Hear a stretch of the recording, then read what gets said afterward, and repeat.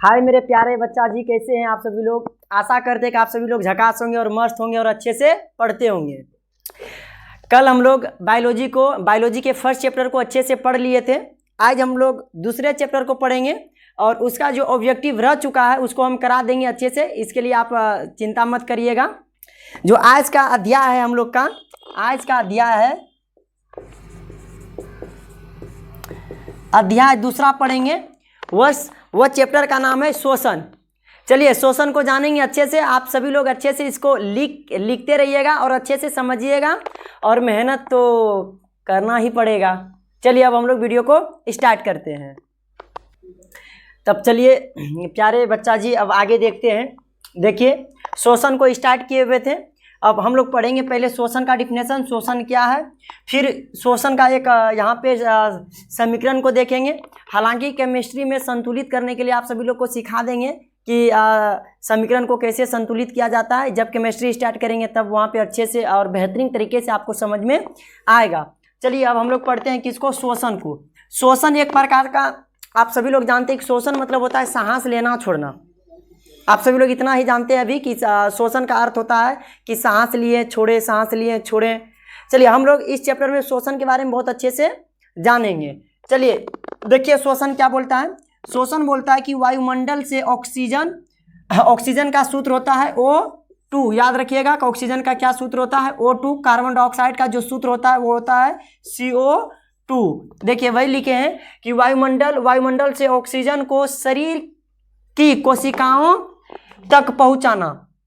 शरीर की कहां तक पहुंचाना, कोशिकाओं तक क्या करना, पहुंचाना। कोशिका का, मृत कोशिका का जो खोज हुआ था वह कब हुआ था, 1665 ईस्वी में। याद रखिएगा रॉबर्ट हुक नाम करके वैज्ञानिक किया था। कौन किया था, रॉबर्ट हुक नाम करके वैज्ञानिक ने किया था। देखिए यहाँ क्या बोलता है, बोलता है कि वायुमंडल से ऑक्सीजन को शरीर की कोशिकाओं तक पहुंचाना तथा शरीर के अंदर से निर्मित कार्बन डाइऑक्साइड को शरीर से बाहर निकालने की प्रक्रिया को शोषण कहते हैं। याद रहेगा आप सभी लोग को कि देखिए क्या बोले कि ऑक्सीजन को क्या करना, ऑक्सीजन को ग्रहण करके विभिन्न कोशिकाओं तक क्या करना, पहुंचाना। फिर वहां पे निर्मित कार्बन डाइऑक्साइड को, जो शरीर के अंदर जो निर्मित कार्बन डाइऑक्साइड होता है उसको शरीर से क्या करना, बाहर निकालने की पूरे प्रोसेस को, प्रक्रिया को क्या कहते हैं, शोषण कहते हैं। आप सभी लोग को अच्छे से समझ में आ गया होगा। शोषण एक प्रकार का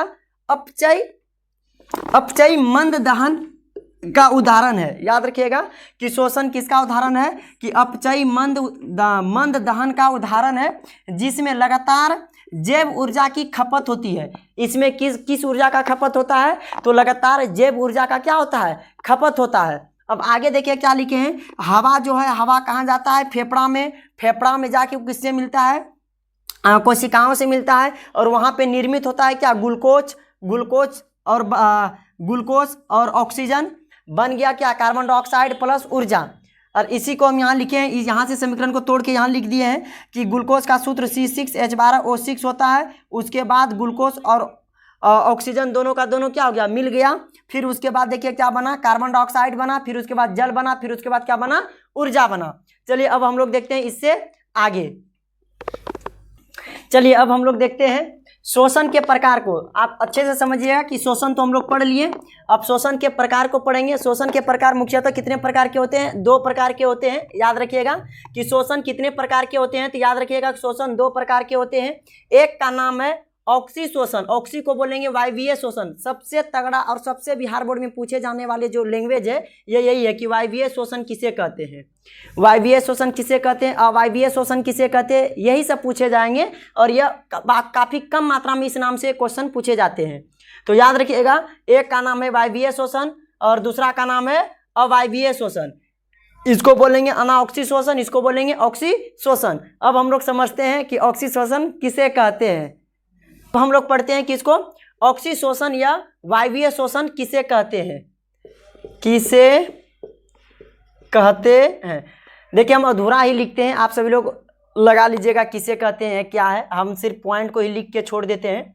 तो देखिए ऑक्सी शोषण किसको कहेंगे, ऑक्सी शोषण बोलेंगे जो ऑक्सीजन की उपस्थिति में संपन्न होता है। वही लिखे हैं यहाँ पे कि ऑक्सीजन की उपस्थिति में संपन्न होने वाली क्रिया को ऑक्सीशोषण कहते हैं। याद रहेगा कि ऑक्सीजन की उपस्थिति में संपन्न होने वाली क्रिया को क्या कहेंगे, तो ऑक्सीशोषण कहते हैं। ऑक्सीशोषण या क्या कहेंगे, वायवीय शोषण कहते हैं।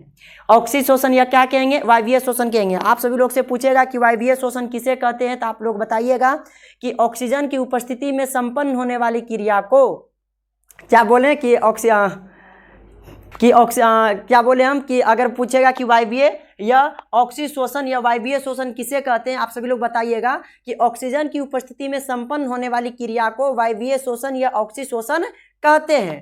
अब देखिए अगला जो पॉइंट है, दूसरा जो क्वेश्चन है, दूसरा क्वेश्चन है हम लोग का कि अनाऑक्सीशोषण या अवायवीय शोषण किसे कहते हैं, अवायवीय शोषण किसे कहते हैं। तो आप लोग बताइएगा कि सर ऑक्सीजन के अनुपस्थिति में, उपस्थिति में नहीं, अनुपस्थिति में मतलब ऑक्सीजन नहीं है, तो ऑक्सीजन के अनुपस्थिति में संपन्न होने वाली क्रिया को, संपन्न होने वाली क्रिया को क्या कहते हैं, संपन्न होने वाली क्रिया को अवायवीय शोषण या अनऑक्सीशोषण कहते हैं। चलिए आई होप कि 2 पॉइंट आपको अच्छे से समझ में आ गया होगा। चलिए आगे की टॉपिक को देखते हैं। चलिए अब हम लोग देखेंगे ये दोनों का अंतर, वायवीय शोषण एवं अवायवीय शोषण में अंतर को लिखें।